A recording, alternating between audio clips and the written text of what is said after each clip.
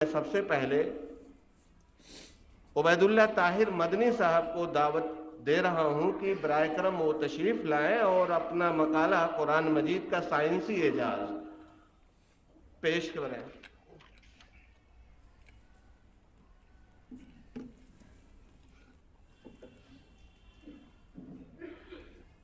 الحمدللہ رب العالمین والصلاة والسلام علی اشرف الانبیاء والمرسلین نبینا محمد وعلی آلہ وصحبہ اجمعین۔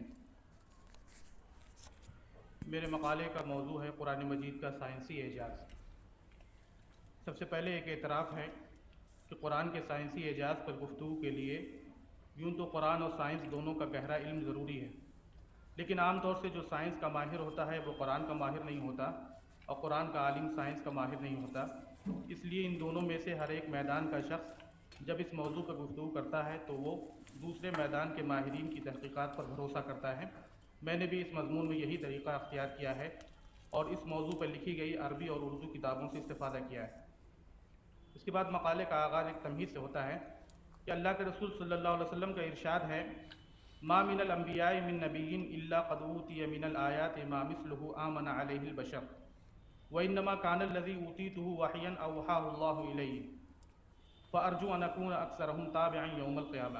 صحیح بخاری اور صحیح مسلم کی روایت ہے کہ تمام انبیاء کو ایسی نشانیاں دی گئیں جن پر انسان ایمان لائے، اور مجھے جو نشانی دی گئی وہ وحی ہے جسے اللہ تعالیٰ نے میری جانب کی ہے، اور مجھے امید ہے کہ قیامت کے دن تمام انبیاء سے زیادہ میرے متبعین ہوں گے۔ اللہ کے رسول صلی اللہ علیہ وسلم کو یہ نشانی کیوں عطا کی گئی؟ علماء کرام نے عموماً اس کی یہ وجہ بتائی ہے کہ سابقہ انبیاء کی رسالت وقتی اور عارضی ہوتی تھی اور محدود لوگوں کے لیے ہوتی تھی، اس لیے انہیں ایسی محسوس نشانیاں دی جاتیں جو اس وقت ان کے مخاطبین کے لیے دلیل رسالت بن سکیں، جبکہ اللہ کے رسول صلی اللہ علیہ وسلم کی رسالت ابدی اور دائمی بھی تھی اور تمام انسانوں کے لیے بھی، اس لیے آپ کو ایسی نشانی دی گئی جو ابدی ہے۔ اس طرح قرآن مجید رسالت محمدی کی سب سے بڑی نشانی اور دلیل ہے۔ اسی چیز کو بعد کے زمانے میں معجزے کے لفظ سے تعبیر کیا جانے لگا۔ چونکہ آپ کی رسالت ابدی بھی ہے اور آفاقی بھی، اس لیے ناگزیر تھا کہ آپ کو عطا کردہ نشانی اور معجزہ بھی ابدی اور آفاقی ہو۔ البتہ اختلاف زمانہ کے ساتھ اعجاز کے پہلوؤں میں فرق ہو سکتا ہے، چنانچہ قرآن مجید اپنے مخاطبین اولین یعنی عربوں کے لیے فصاحت و بلاغت اور اسلوب بیان کے لحاظ سے معجزہ تھا، لیکن بہت ممکن ہے کہ بعد والوں اور غیر عربی داں لوگوں کے لیے کسی دوسرے اعتبار سے معجزہ ہو، کیونکہ قرآن مجید تو آپ صلی اللہ علیہ وسلم کی رسالت کی دلیل ہے اور اس دلیل کی ضرورت تو ہر زمانے میں ہے، لہٰذا یہ کیسے ممکن ہے کہ غیر عربی داں لوگوں کے لیے بھی قرآن مجید صرف فصاحت و بلاغت اور اسلوب بیان کے لحاظ سے معجزہ ہو جبکہ وہ اس کا ادراک ہی نہ کر سکیں۔ اس لیے یہ بات قرین قیاس معلوم ہوتی ہے کہ قرآن مجید دیگر پہلوؤں سے بھی معجزہ ہے، اور انہوں میں سے ایک پہلو قرآن کا سائنسی اعجاز ہے۔ قرآن مجید کے سائنسی اعجاز کو تسلیم کرنے سے اس بات کی ہرگز نفی نہیں ہوتی کہ وہ فصاحت و بلاغت اور اسلوب بیان کے لحاظ سے بھی معجزہ ہے۔ اعجاز کا وہ پہلو بہرحال اپنی جگہ قائم ہے، بلکہ جن آیات سے سائنسی معجزات ثابت کیے جاتے ہیں وہ آیات بھی عربی مبین میں ہیں اور فصاحت و بلاغت اور اسلوب بیان کے قرآنی معیار پر ہیں۔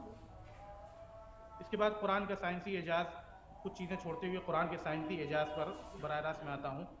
قرآن مجید کے سائنسی اعجاز کا مطلب ہے کہ قرآن نے کسی ایسی چیز کی خبر دی ہو جسے دور جدید کی سائنس نے ثابت کیا ہو، اور اللہ کے رسول صلی اللہ علیہ وسلم کے زمانے میں انسانی وسائل کے ذریعے ان حقائق کا ادراک ممکن نہ رہا ہو۔ قرآن مجید کے اعجاز کا سائنسی پہلو بہت نمایاں اور اہم ہے۔ سائنس کے آج کے اس ترقی یافتہ دور میں وہ تمام حقائق ثابت ہو رہے ہیں جو تقریباً 1450 سال پہلے اللہ تعالیٰ نے قرآن مجید میں بیان کر دیے تھے۔ اس لیے اگر یہ کلام بشر ہوتا تو کیوں کر ممکن تھا کہ ایک انسان ان حقائق سے پردہ اٹھاتا، جبکہ اس دور میں سائنسی حقائق سے آشنائی کے وسائل بھی موجود نہ تھے۔ سائنسی انکشافات کی جانب اشارہ کرنے والی ایک انتہائی اہم آیت یہ ہے کہ سنوريهم آیاتنا فی الآفاق وفی انفسهم حتی یتبین لهم انہ الحق۔ ان قریب ہم ان کو اپنی نشانیاں آفاق میں بھی دکھائیں گے اور ان کے اپنے نفس میں بھی، یہاں تک کہ ان پر یہ بات کھل جائے گی کہ یہ قرآن واقعی برحق ہے۔ اس آیت میں اس انقلاب کی طرف اشارہ کیا گیا ہے جسے جدید سائنسی انقلاب کہا جاتا ہے۔ اسی طرح آفاق و انفس کے دلائل اور نشانیوں کی جانب اس آیت میں اشارہ کیا گیا ہے، وَفِي الْأَرْضِ آیَاتٌ لِّلْمُوقِنِينَ وَفِي أَنفُسِكُمْ أَفَلَا تُبْصِرُونَ۔ قرآن کی انہی آیات کی وجہ سے مسلمانوں نے روحانیت کے بعد سب سے زیادہ توجہ ریاضیات اور فلکیات پر دی۔ مسلمان حکماء اور سائنسدانوں نے ہی الجبر اور کیمسٹری کے ایسے اصول اور فارمولے وضع کیے جن کے بغیر سائنسداں ایک قدم بھی نہیں چل سکتے۔ یہ قرآن مجید کی مثبت اور انقلابی دعوت فکر ہی کا نتیجہ تھا کہ اہل اسلام نے علوم میں نئی نئی راہیں نکالی اور عملی و تجرباتی سائنس کی بنیاد ڈالی۔ مسلمان فضلاء نے کیمیا، طبیعیات، فلکیات، ارضیات، علم الحیات، زراعت، طب، نباتات، علم ہندسہ، علم البحر، ریاضی وغیرہ کو اپنی تحقیقات کا موضوع بنایا۔ قرآن کے سائنسی اعجاز پر تحقیق کے فوائد۔ قرآن مجید کے سائنسی معجزات پر تحقیق کرنے اور انہیں آشکارا کرنے کے بے شمار فوائد ہیں۔ ذیل میں چند فوائد کا تذکرہ کیا جا رہا ہے۔ نمبر 1، ان سائنسی حقائق کو دیکھ کر مسلمانوں کے یقین میں اضافہ ہوتا ہے۔ نمبر 2، اس کے ذریعے رسالت محمدی صلی اللہ علیہ وسلم کی صداقت میں شک و شبہ پیدا کرنے والے افکار و نظریات کا سائنسی زبان میں بھرپور جواب ممکن ہوتا ہے۔ بعین طور کی سائنسی حقائق سے ناواقفیت کے زمانے میں کسی نبی کے ذریعے ان سائنسی حقائق کا انکشاف انصاف پسند لوگوں کے لیے قرآن مجید اور رسالت محمدی کی حقانیت کو تسلیم کرنے کا سبب بنتا ہے۔ نمبر 3، اس کے ذریعے یہ ثابت ہوتا ہے کہ اسلام ایک سچا مذہب ہے جو دور جدید کے سائنسی حقائق سے ہم آہنگ ہے۔ نمبر 4، سائنسی اعجاز مسلمانوں کے لیے تحقیقات، تجربات اور سائنسی دریافتوں اور علمی ترقی کے دوسرے ذرائع کو جاری رکھنے کا بہترین محرک ثابت ہوتا ہے اور ساتھ ہی یہ سائنسی اعجاز کے شواہد کے دائرے کو وسیع کرنے کا باعث بنتا ہے۔ نمبر 5، سائنسی اعجاز کا پہلو دعوت الی اللہ میں معاون ثابت ہوتا ہے۔ نمبر 6، قرآن مجید کے سائنسی معجزات رسول اللہ صلی اللہ علیہ وسلم کی صداقت کے اضافی گواہ ثابت ہوتے ہیں۔ اس کے بعد قرآن کے مختلف سائنسی انکشافات کا تذکرہ کیا گیا ہے، ان میں سے وقت کی کمی کی وجہ سے میں چند کا ذکر کرتا ہوں۔ نمبر 1، کائنات کا آغاز۔ ارشاد باری تعالیٰ ہے، اولم یر الذین کفروا ان السماوات والارض کانتا رتقا ففتقناہما، کیا وہ لوگ جنہوں نے انکار کر دیا ہے غور نہیں کرتے کہ یہ سب آسمان اور زمین باہم ملے ہوئے تھے، پھر ہم نے انہیں جدا کیا۔ کائنات کے بارے میں جدید ترین تصور یہی ہے کہ مختلف قرائن اور مشاہدات کی بنیاد پر سائنسداں اس نتیجے پہ پہنچے ہیں کہ کچھ ہزار سال پہلے کائنات کا مادہ جمود اور سکون کی حالت میں تھا۔ یہ ایک بہت ہی سخت انتہائی گرم گیس تھی، تقریباً 50 خرب سال پہلے ایک زبردست دھماکے سے پھٹ پڑی۔ قرآن مجید کی یہ بات حیرت انگیز طور پر جدید انکشافات سے صحیح ثابت ہوتی ہے۔ پہلی بار اس کی معنویت 1927 میں سامنے آئی جب جان لیماترے نے بگ بینگ کا نظریہ پیش کیا۔ دوسری مثال، درد کا احساس جلد اور آنتوں کو ہوتا ہے۔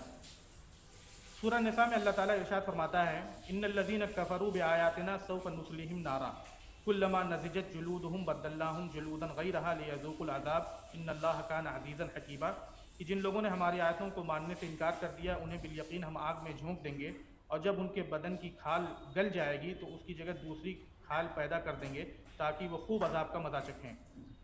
سورہ محمد میں فرمایا، وَسُقُوا مَاءً حَمِيمًا فَقَطَّعَ أَمْعَاءَهُمْ، اور انہیں ایسا گرم پانی پلایا جائے گا جو ان کی آنتیں کاٹ دے گا۔ جدید تحقیقات سے قبل یہ نظریہ رائج و مشہور تھا کہ تکلیف کو پورا جسم محسوس کرتا ہے، لیکن مذکورہ پہلی آیت میں اس حقیقت کو واشگاف کیا گیا ہے کہ تکلیف کا احساس کھال کو ہوتا ہے۔ اب جدید سائنسی تحقیقات نے بھی اس حقیقت کو واضح کر دیا ہے۔ دوسری آیت میں قرآن نے کفار کو کھولتے ہوئے پانی کے عذاب کی دھمکی دی ہے جو ان کی آنتوں کو کاٹ دے گا۔ اس کی وجہ کا انکشاف قریب ہی میں ہوا ہے کہ آنتیں حرارت سے متاثر نہیں ہوتی، لیکن جب وہ کٹ جاتی ہیں تو گرم پانی ایک ایسے حصے تک پہنچ جاتا ہے جو اسے دماغ تک پہنچا دیتا ہے۔ اس وقت انسان کو شدید ترین تکلیف کا احساس ہوتا ہے۔ تیسری مثال پر میں اکتفا کروں گا کہ سطح زمین کا سب سے نچلا حصہ۔ سورہ روم میں اللہ تعالیٰ ارشاد فرماتا ہے، الف لام میم غلبت الروم فی ادنى الارض وهم من بعد غلبهم سيغلبون في بضع سنين۔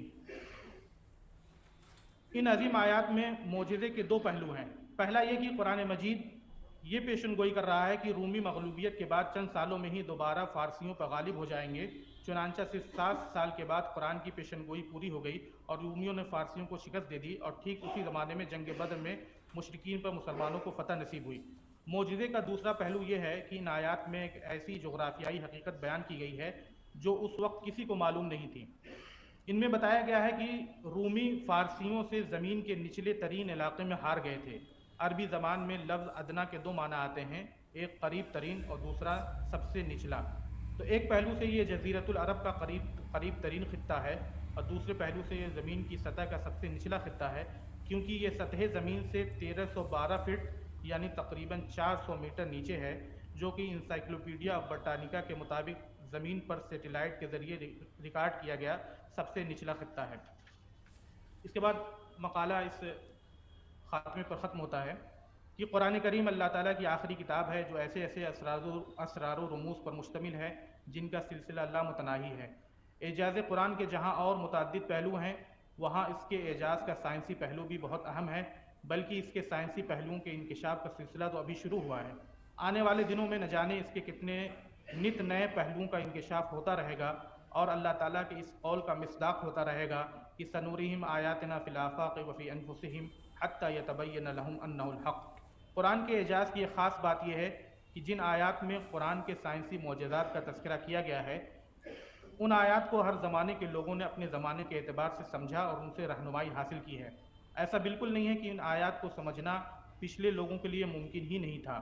اسی طرح آج بھی بہت سی ایسی آیتیں ہو سکتی ہیں جن سے آنے والے دنوں میں نئے نئے سائنسی معجزات ثابت ہوتے رہیں گے اور اس کتاب کے کتاب الہی ہونے کا ثبوت پیش کرتے رہیں گے۔ جزاکم اللہ خیرا وآخر دعوانا ان الحمد للہ رب العالمین۔